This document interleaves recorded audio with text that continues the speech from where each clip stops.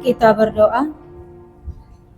Damai sejahtera Allah yang melampaui segala akal, itulah yang memelihara hati dan pikiranmu di dalam Kristus Yesus Tuhan kita. Amin. Shalom. Amanginang firman Tuhan untuk kita pada Minggu Advent kedua hari ini yang tertulis dari Injil Matius pasal 3 dimulai dari ayat 1 sampai dengan ayat 12. Saya akan bacakan untuk kita. Yohanes Pembaptis. Pada waktu itu tampillah Yohanes Pembaptis di padang gurun Yudea dan memberitakan, "Bertobatlah, sebab kerajaan surga sudah dekat." Sesungguhnya dialah yang dimaksudkan Nabi Yesaya ketika ia berkata, "Ada suara orang yang berseru-seru di padang gurun, persiapkanlah jalan untuk Tuhan, luruskanlah jalan raya baginya." Yohanes memakai jubah bulu unta dan ikat pinggang kulit, dan makanannya belalang dan madu hutan. Lalu datanglah kepadanya penduduk dari Yerusalem, dari seluruh Yudea, dan seluruh daerah sekitar Yordan. Sambil mengaku dosanya, mereka dibaptis oleh Yohanes di sungai Yordan. Ketika ia melihat banyak orang Farisi dan orang Sadusi datang untuk dibaptis, berkatalah ia kepada mereka, "Hai kamu, keturunan ular berbisa, siapakah yang memperingatkan kamu supaya melarikan diri dari murka yang akan datang? Jadi hasilkanlah buah yang sesuai dengan pertobatan. Janganlah mengira bahwa kamu dapat berkata dalam hatimu, Abraham adalah bapa leluhur kami. Karena aku berkata kepadamu, Allah dapat menjadikan anak-anak bagi Abraham dari batu-batu ini. Kapak sudah tersedia pada akar pohon, dan setiap pohon yang tidak menghasilkan buah yang baik akan ditebang dan dibuang ke dalam api. Aku membaptis kamu dengan air sebagai tanda pertobatan, tetapi ia datang kemudian setelah aku lebih berkuasa daripada aku, dan aku tidak layak melepaskan kasutnya. Ia akan membaptiskan kamu dengan Roh Kudus, dengan api.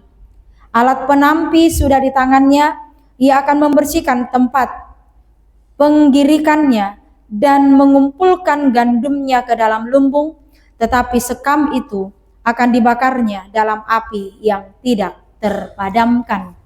Demikian firman Tuhan. Amanginang, minggu-minggu ini kita menyaksikan sesuatu yang menyesakkan dada, yaitu banjir dan longsor yang melanda Aceh, Sumatera Utara, dan Sumatera Barat. Lebih dari 900 orang meninggal dunia. Ratusan lainnya belum ditemukan. Dan ratusan ribu mengungsi. Jalan-jalan terputus, listrik mati, makanan sangat minim, dan bahan bakar tidak ada. Pada satu layar kita melihat Amanginang, anak-anak menangis di atas puing-puing yang dulunya rumah mereka. Ibu-ibu memeluk anaknya yang ditemukan setelah 3 hari tertimbun lumpur. Tetapi di layar yang lain, lampu-lampu dekorasi Natal sudah berkelap-kelip.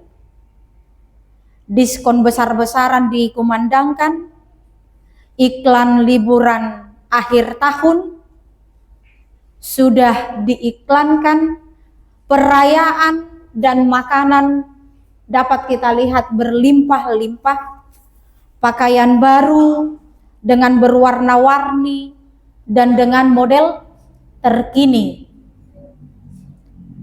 Dua dunia ini Amanginang berjalan pada waktu yang sama. Tetapi mereka tidak dapat bertemu. Satu dunia erat dengan kesakitan, satu dunia lagi erat dengan berpesta pora, penuh dengan sukacita. Hari ini Amanginang, firman Tuhan merupakan suara Yohanes Pembaptis dengan bergema keras, bukan panggilan untuk menambah dekorasi atau seragam Natal yang disuarakan, tetapi untuk menyuarakan pertobatan yang sungguh-sungguh, bukan sekedar menyalakan lampu Natal di rumah, tetapi bagaimana kita membiarkan terang Kristus menyalakan hati kita, menyalakan atau menghalaukan kegelapan dunia ini atau kegelapan yang ada di hati kita. Amanginang, seruan untuk bertobat inilah salah satu cara bagi kita orang percaya mempersiapkan kedatangan Tuhan yang sedang kita nantikan. Dari seruan Yohanes ini kita dapat menyimpulkan bahwa bertobat adalah suatu tindakan mengubah cara hidup yang tidak baik menjadi baik. Menyuarakan pertobatan dari yang salah menjadi benar. Jadi dipaingot tita bohado asa adong hamubaut tasiar roha perbagasan dohot parduru. Artinya bahwa pertobatan itu tidak hanya di luar saja, tetapi harus dari dalam diri manusia yang terdalam. Karena dengan demikianlah pertobatan itu nyata dan benar adanya. Buasa sangoni Amanginang, alam memang udah maju contoh mololau kamu tu salon, batutu lau hita su salon asa baga do jala tabaulita, dangi do, boy do baga pahiata jala merhilung alai molo sai tetap dope adong hotel di roha perbagasan tutu di sidang boy do hono dope Amanginang adong hamubau bodo tabahen minar bohitaon manang boy do tabahen pardo pahat taon tu sasahalak molo pajupak kita tongon di tongadalan senyum dengan sukacita alai di bagas rohan nga marsigor-gor ala nisogo ni rohat tamanang kita membenci dia, tentu itu belum dikatakan pertobatan. Dan adong dope dido disihamu baun. Ido bain seruan dari Yohanes Pembaptis ini menyerukan benar-benar harus ada pertobatan, bukan hanya dari luar diri kita, tetapi juga dari dalam diri kita. Jadi ketika pertobatan itu hanya dari luar saja, mana jojo diguari marpangaci atau kemunafikan. Contoh misal Amanginang, pajupang ma nabi nahatad dohut nai poltak. Baida nunga lilik kita dang pajupang ate nina. Hai boha kabar weda nina. Lam santi doho wida ba, do lam seterusnya. Dengan wajah yang sukacita penuh senyum. Ai madaidah me dope dak dana dijabu gabe dakya rawau marina silasa. Ai mada ngamasiol dong atta. Romai dari silasa da. Asarapitan nomor natalon. Oloida. Alam maju daida adong ulak kudope. Dang dope 3 meter. Toraha madi dok musi di bagasar rohana. Ai songo bebi duhi deho misalna berarti itu kan pertobatan dari luar kan, belum ada pertobatan dari dalam. Holan roha parduruni inat taido na burju ala yang gorohani perbagasanna tetap dope adong hotel Tak dope ya dong hotel. Untuk itu amanginang diperlukan sebuah pertobatan atau perubahan yang radikal secara menyeluruh dalam diri kita masing-masing. Saya tidak tahu apakah kita pernah mendengar ketika Presiden Jokowi menyuarakan revolusi mental untuk seluruh rakyat Indonesia. Kenapa dia menyerukan revolusi mental? Karena memang dia melihat bahwa rakyat Indonesia secara umum sudah tidak lagi hidup sesuai dengan nilai-nilai kemanusiaan yang dianut oleh bangsa kita. Kenapa? Karena kenyataannya masih banyak para tokoh atau para pemimpin-pemimpin negara ini OTT. Kenapa? Kenapa bisa terjadi seperti itu? Di satu sisi menyuarakan basmi korupsi. Tidak akan ada lagi korupsi. Tetapi yang menyuarakan itu sendiri pelaku korupsi. Kenapa bisa terjadi seperti itu? Allah memang dong merhamu baun sian roha perbagasan. Tidak ada pertobatan dari dalam, hanya pertobatan dari luar saja. Untuk itu amanginang molo somalna, jalan normalna, jalan dengganna, molo muba zaman, ikom muba manian pangalaho. Dangi idong gositongna. Misalnya kalau kita melihat pertumbuhan manusia, manusia itu harus dari bayi dulu. Bayi, anak-anak, sudah itu remaja, baru dewasa, baru matua. Jadi opung-opung manang kakek-kakek. Itu yang benar dan itu yang normal. Dan normalnya ketika kita anak-anak, sikap pun seperti anak-anak.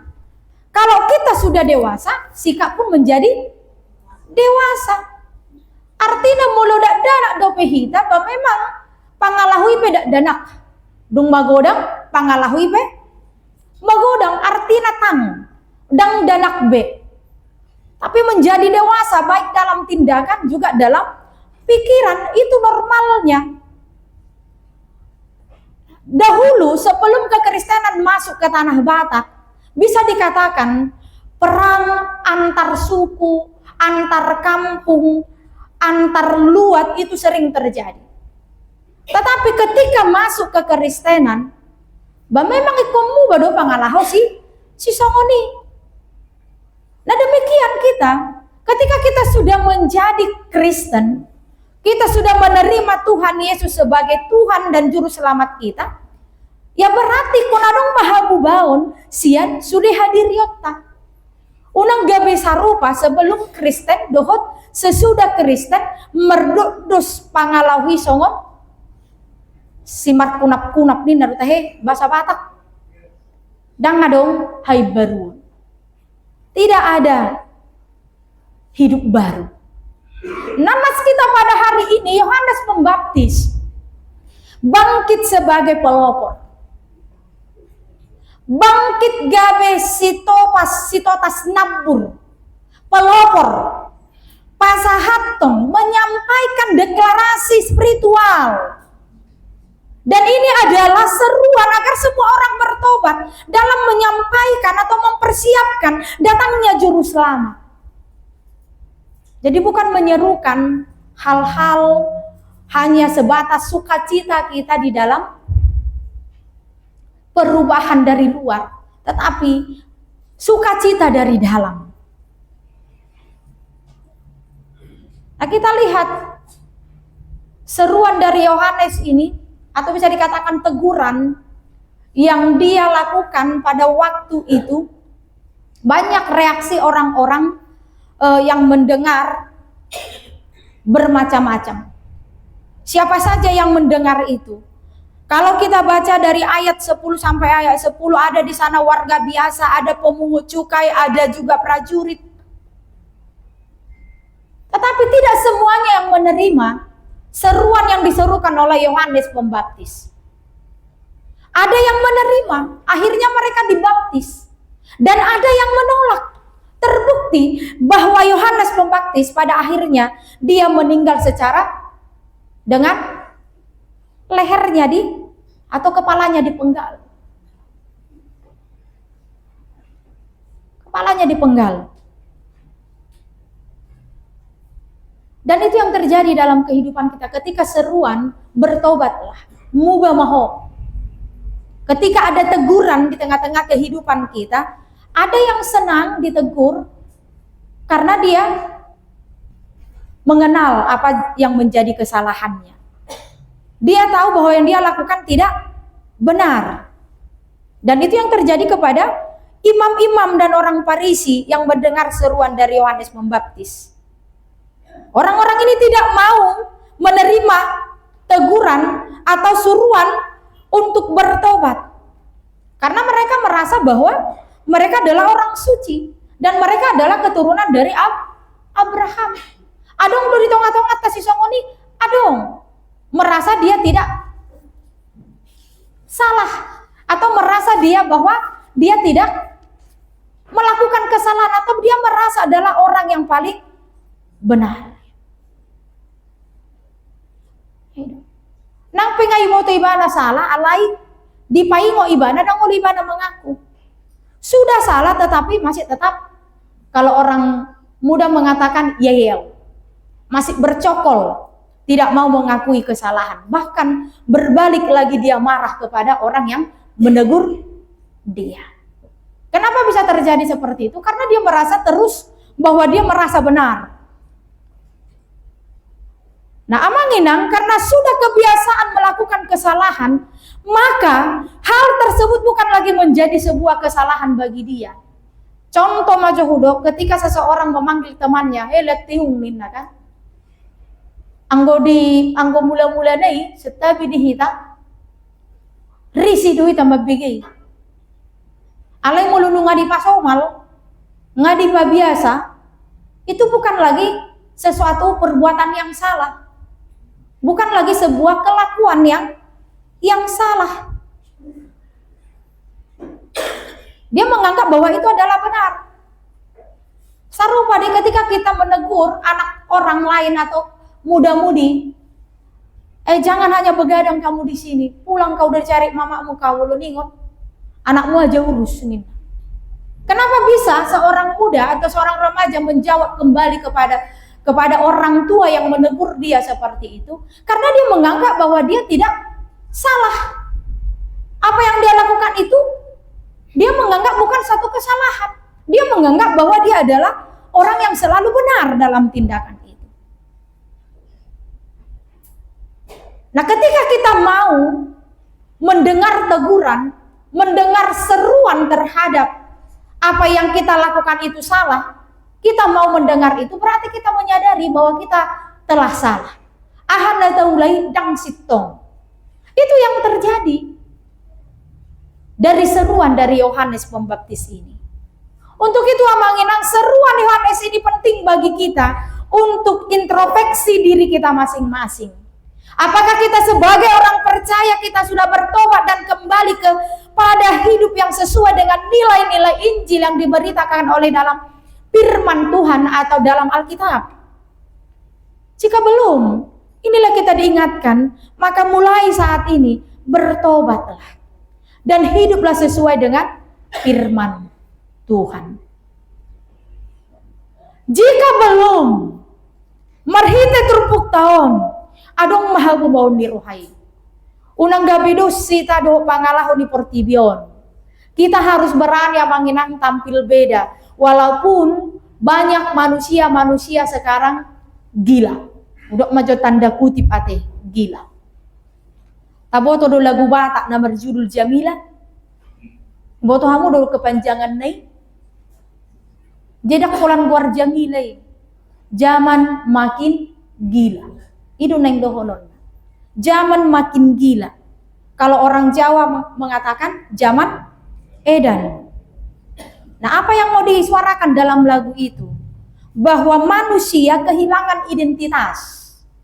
Itu yang dikatakan zaman makin gila. Banyak manusia sekarang kehilangan identitas. Imana idokna niripu anak boru HP nau. Nah, itu kehidupan manusia sekarang ini. Banyak manusia kehilangan identitas.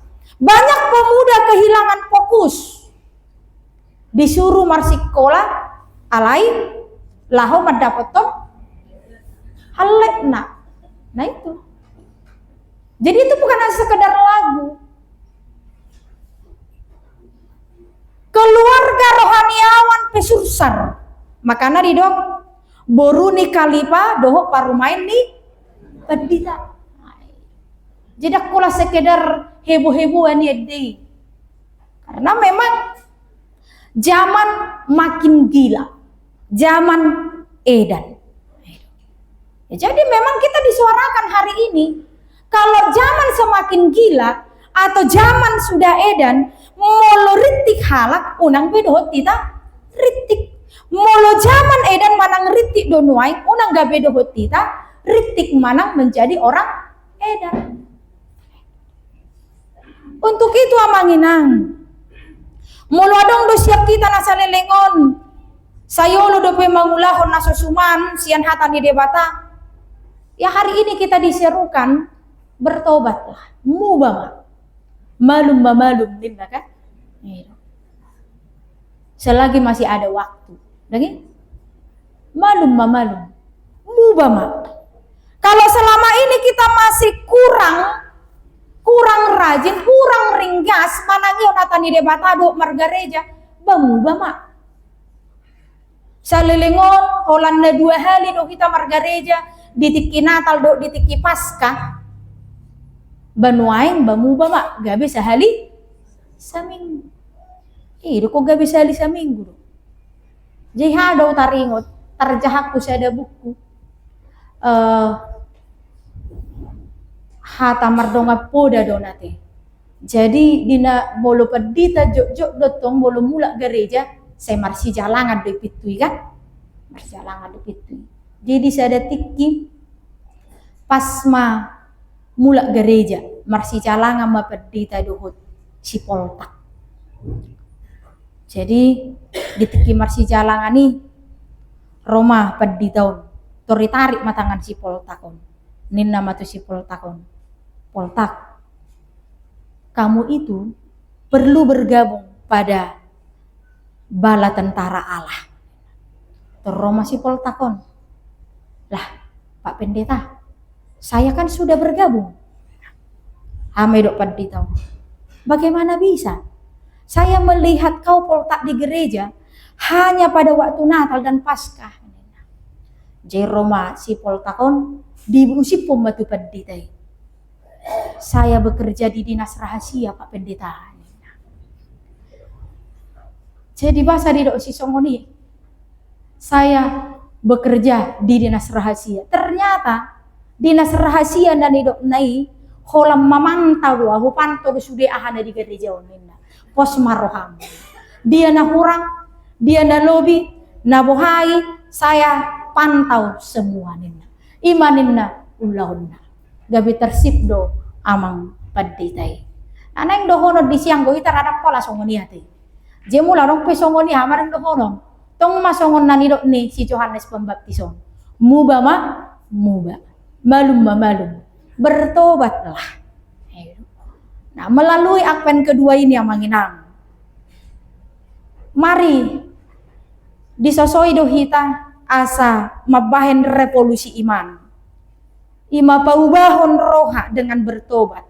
Bagaimana caranya? Firman Tuhan mengatakan persiapkanlah jalan untuk Tuhan, luruskanlah jalan baginya.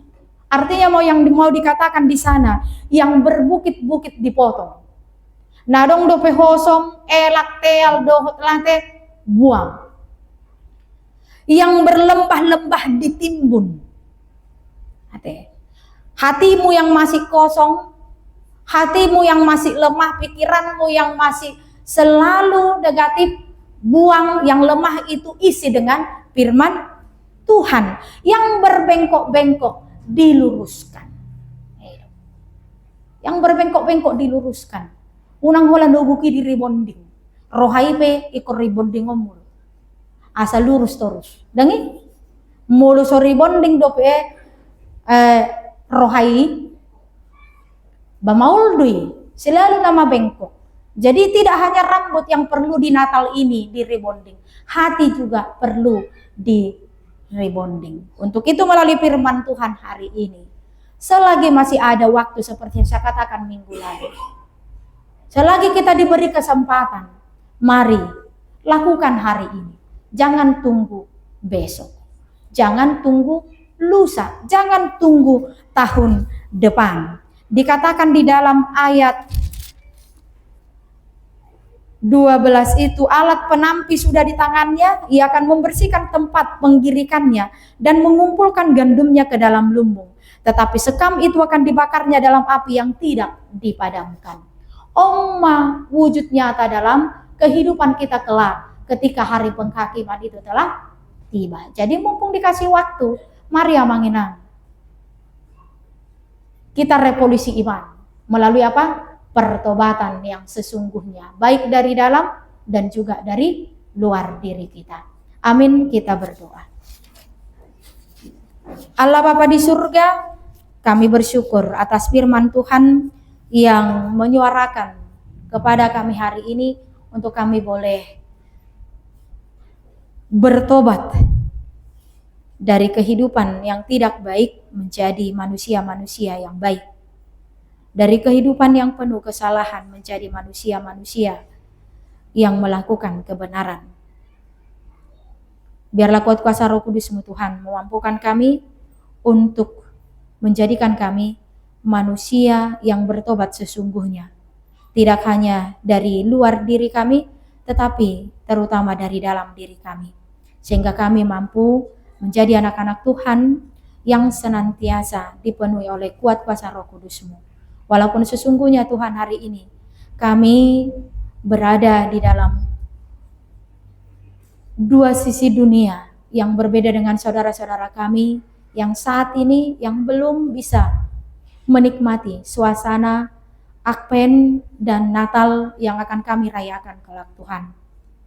Di satu sisi saudara-saudari kami yang ada di Aceh, Padang, dan Sumatera Utara, banyak mereka menjerit, banyak mereka menangis karena kehilangan harta, kehilangan saudara-saudara mereka, dan kehilangan waktu untuk bersukacita. Tuhan, hari ini Engkau beri kesempatan untuk kami boleh bersukacita, menyambut Natal,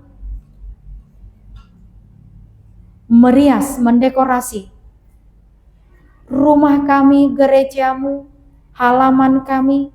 Biarlah Tuhan, hari ini kami memiliki kesempatan untuk terutama mendekorasi hati kami dengan firman Tuhan. Sehingga apa yang